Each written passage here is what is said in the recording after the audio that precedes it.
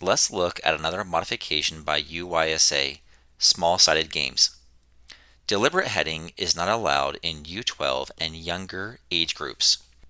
If a player deliberately heads the ball outside of the penalty or goal area, an indirect free kick shall be awarded to the opposing team from the spot of the offense.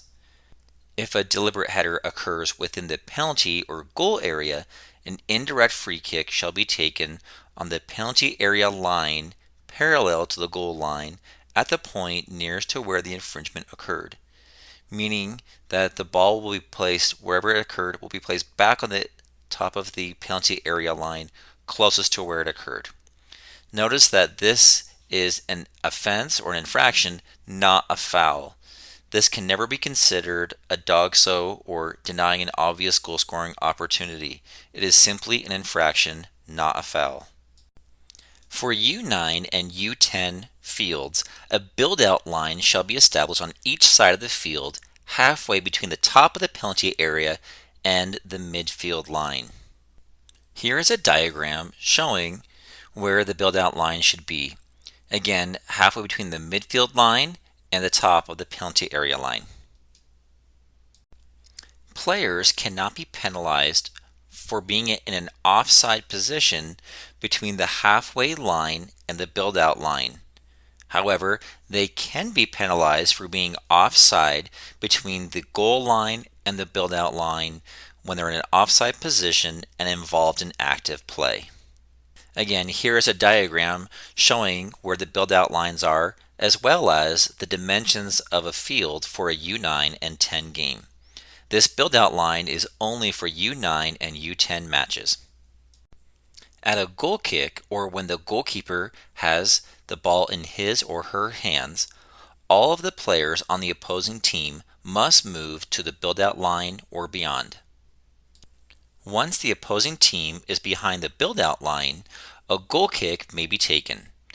In the case where the goalkeeper has the ball in his or her hands, the goalkeeper may distribute the ball with their hands by throwing it out, drop the ball to the ground, and dribble or pass the ball at the feet. But the goalkeeper may not punt or drop kick the ball, as this would put the ball up into the air, and we are trying to avoid deliberate heading in these age groups. Now let's look at some infringements to the build-out line. An indirect free kick shall be awarded to the team if an opposing player inside the build-out line prevents the goalkeeper from releasing the ball. 2. An opposing player moves within the build-out line before the ball leaves the penalty area after the taking of a goal kick. 3. An opposing player moves within the build-out line before the goalkeeper releases the ball and interferes with play, just like an encroachment or on any other free kick. If they encroach and they don't interfere with the goalkeeper, then no infraction has occurred.